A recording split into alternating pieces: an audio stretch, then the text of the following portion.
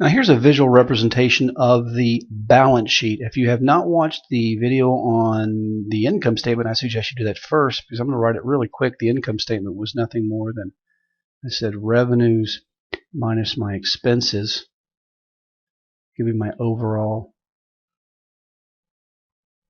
profits. And there is a video, so please watch that before I do the next statement, which is the balance sheet, which gives us basically a point in time, whereas the income statement was for a period of time, generally 1 quarter. The balance sheet is for a point in time, so I'm going to go ahead and write it up here.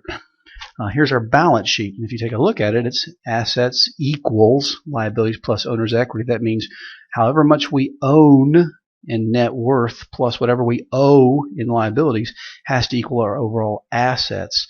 It must balance, hence the word balance sheet, and that's the equals here, and that's where algebra comes in, the great equalizer. So if I told you that I had $1 of assets and 50 cents of liability, you'd automatically know that if I move the 50 cents over, it becomes negative, and 50 cents minus $1 tells me that this is $1.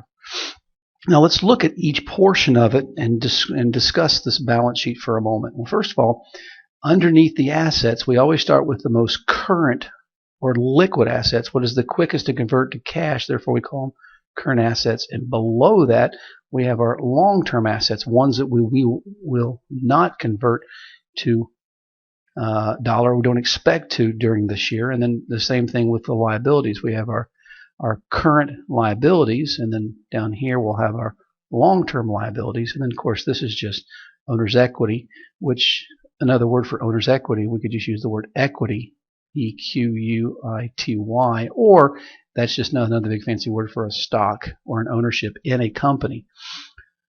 So let's look at some of these parts for a moment. First of all, let's start over here at the assets and start at the very top. And I mentioned earlier that the most liquid's on top, and what's more liquid than cash? Cash is the most liquid of all of our current assets. The second one down will be anything that is equivalent to cash. Well, so what would be equivalent to cash? Well, an example for us would be a certificate of deposit. We expect it to mature within the year. We refer to that as a money instrument, therefore we call it equivalent. It's just, if we're sitting on a lot of cash that's not doing anything, we're making zero interest. However, we know we must have some cash on hand if we have a short, a time that we don't make as much money. Therefore, we like to have some cash that's making some interest, but yet we can grab it if we need it during that year. So we sometimes refer to this as cash and equivalencies. The next one would be an accounts receivable, people that owe us money. And finally, the last one, the least liquid of all of them, will be inventory. We're in a spot here. I'll put that little line here, which represents that line right there. So those are our current assets. Down here, long-term assets would be things like plant, equipment,